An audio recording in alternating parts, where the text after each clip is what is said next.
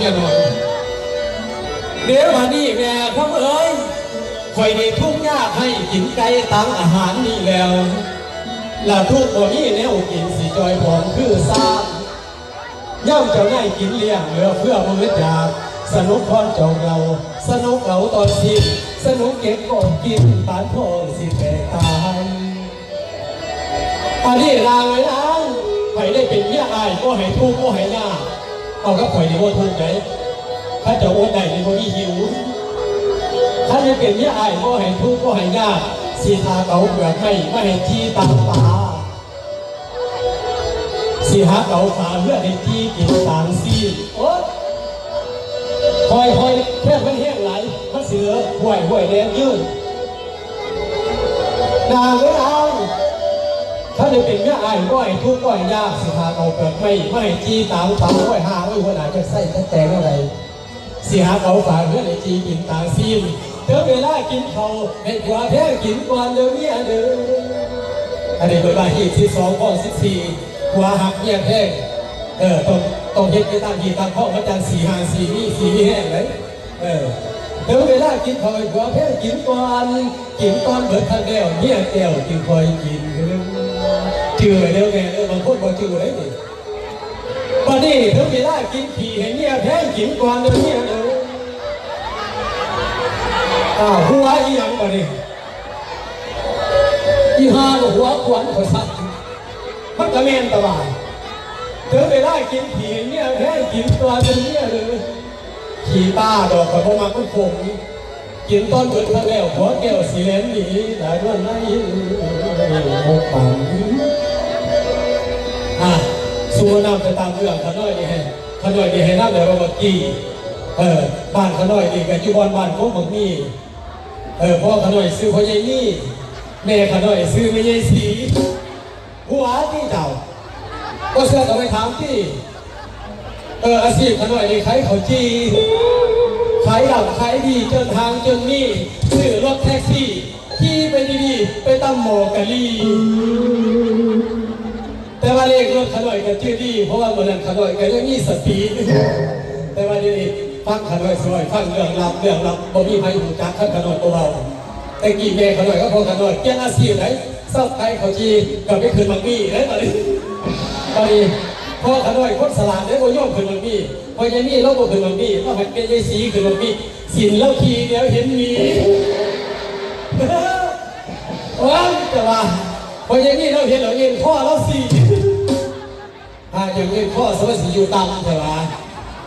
พอยังนี่ก็เลยได้สีได้สีลงมาดีได้สีสิเจ้าขี้แล้วล่ะพอยังนี่เราก็เป็นบางมี่เป็นกุ้งสีได้สีหัวที่เจ้าอยู่หาผืนมูสมหัวควรขาดแท้แม่ขน้อยเด้ออย่าสิเว้าเด้อเดี๋ยวนี้ขน้อยเปลี่ยนหน้าที่แล้วผู้เมื่อนี่บ่ขายข้าวจีบ่ขายบะหมี่ไปเมืองไทยก็บ่ได้หรอกไปขายเครื่องเฮ็ดหยังก็บ่พอสิเกิดไปฮอดเมืองไทยไปขายมุกละไม่ก็รู้มุกใหญ่ขายมุกละ100มุกน้อยมุก150ขายเงินบาทขายไปขายมาลูกเศร้าเดี๋ยวนี้ทำอาหารพุทธจีว่าสิเป็นพุทธจีอยู่แถวบ้านอีสานก่อนอีสานกันนี่หนาหน้าละโคอีหาเขาอยากไม่ได้ซัสแล้วพูดปลาหรอกจานแต่ซื้อบ้านเขายังโอ้โหเขาอยากไปว่าท่านไปก่อนคำว่าเบิร์ดเดย์ไม่ใช่สีเนาะเป็นพูดก่อนเด้อ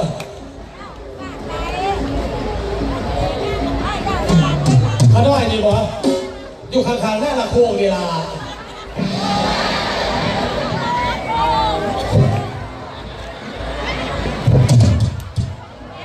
ไปหลอกอย่างสวยเลยนะปล่อยสวยๆมันก็อยากไปนั่ง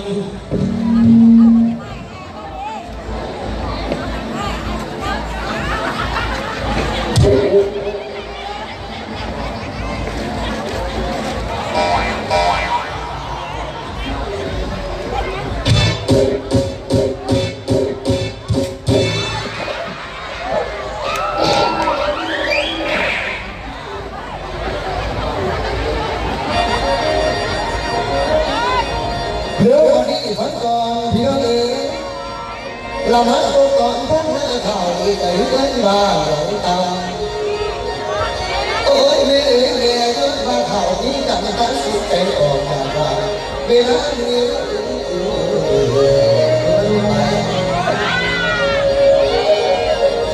บางทีจักคนใดจักสิได้ทองอยู่ทั้งนี้แล้วและท้องละบางเราเรียนหลายบาดยังร้อนเดี๋ยววันนี้พ่อจะมาขึ้นเครื่องบินปล่อยตั้งแต่ พ่ บ้า อน ใจสีอยู่เพื่อนวอ ปล่อยว่าแต่ พ่อ บ้าน ในบ้านพุทธจุดทีย่านบ่ได้จุดทีพ่อไม่ใช่สีเพิ่นพูดเบิร์ดโอ้ยหาโอ้ยคนไหนเทียบกับเราเป็นคนนี้เนาะ เอา โอ้ยจะไปเทียบบ่มวนเทียบบ่หา ได้ทางอย่างนั้นนะตัวใจสิ สงสัยเป็นหัวหน้าเบี้ยไส้บ่ส่งหาไม่เท่านี้เลยมาตัวเองนะเพราะว่ามันเทียบในคนที่เทียบเป็นไหน ตรงนี้มีบาป ถ้าเห็นหน้าเขาอยากจะเตะ เป็นคนเหนียวนะ ฮะโอ้ยขอหน่อยบ่ได้ลาขอหน่อยเอาผู้เดียวดอกกล้าเรื่องสีผู้ดีเรื่องพ่อเพิ่นว่าฮ่าเอา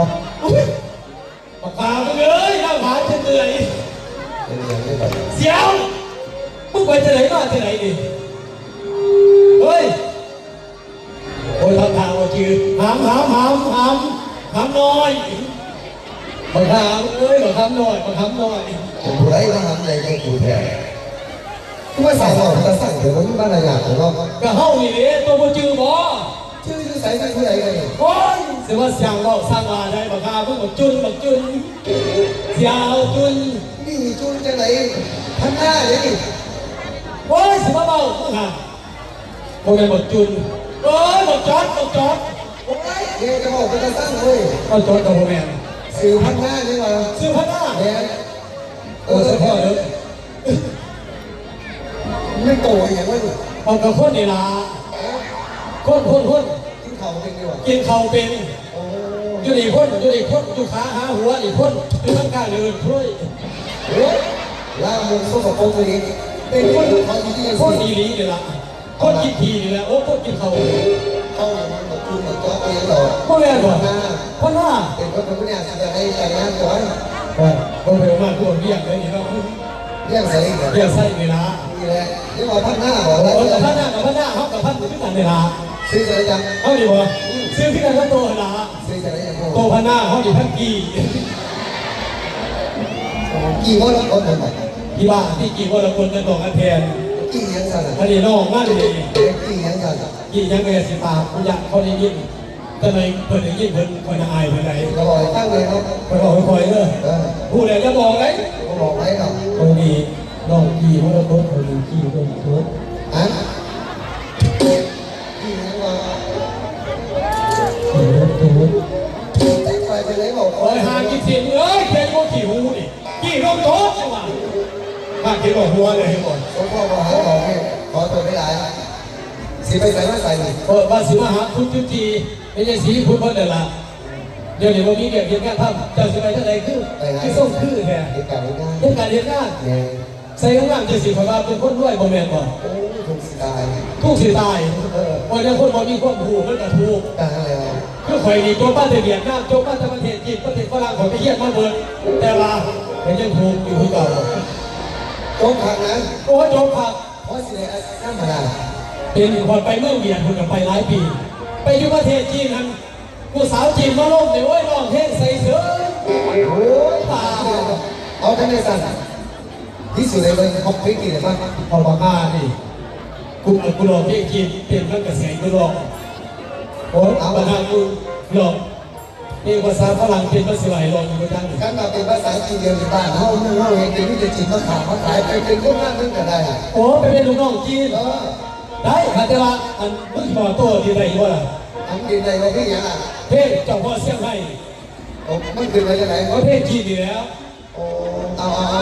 ของเรา เจ้าพ่อเสียงไห้เพศจีนไปเองนัง ตัวมึงตายเลยคุณบอกคือเว้ย โอ้ยเป็นคนเนาะวันนี้เนาะ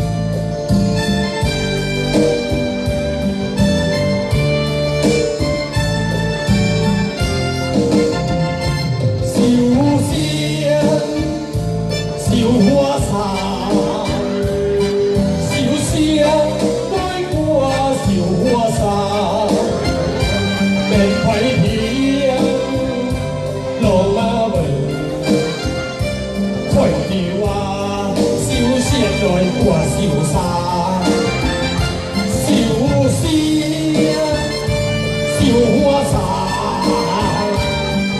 สิวเสียนน้อยกลัวสิวหัวสาเป็นไผเพียงเจ้าหน้าตุ่นไว้ดีว่าสิวเสียนน้อยกลัวสิวสา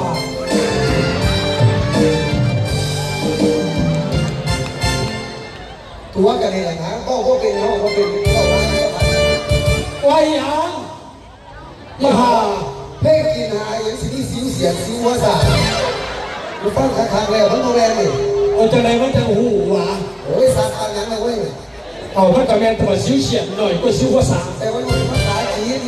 อันนี้ว่าเอา พ่อแม่บ่นี่ พอ โอ้ภาษากับพ่อโทษภาษาพ่อแม่เลย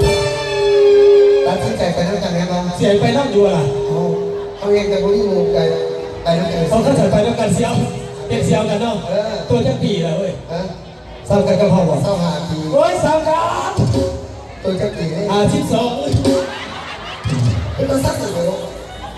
เอากระเบนต่อมึงนี่ซ้อนกับนี่กูกับเลขซ้อนนี่คือกัน สองหา หาซ้อนหาได้สิซื้อเลขได้เหมือนเงิน แมน พอถึงมากปล่อยแล้วเดินขี่แต่ขี่แต่ได้หัน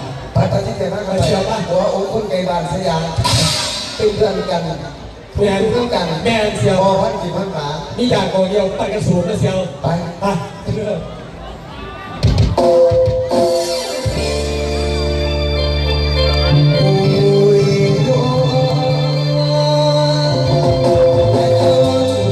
จนจังใจบ้าน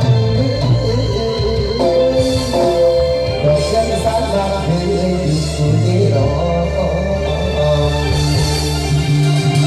ไกลคือกันได้สู่มาสู่ดอกสองพอไม่คนอยู่บ้านอายจงกระโวยบ้า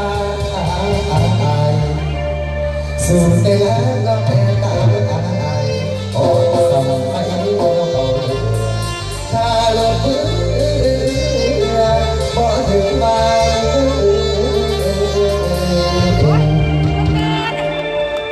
ปล่อยเหยียบเสียงเหยียบ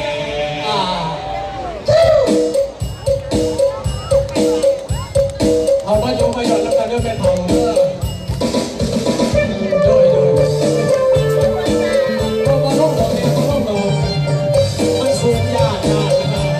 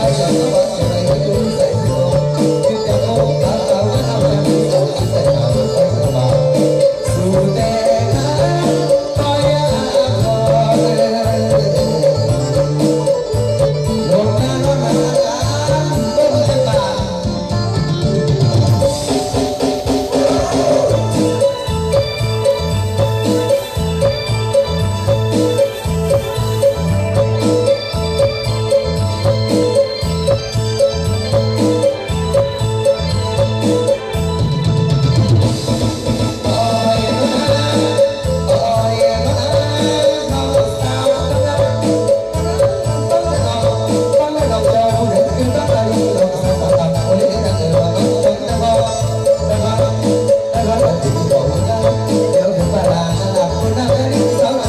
subscribe cho kênh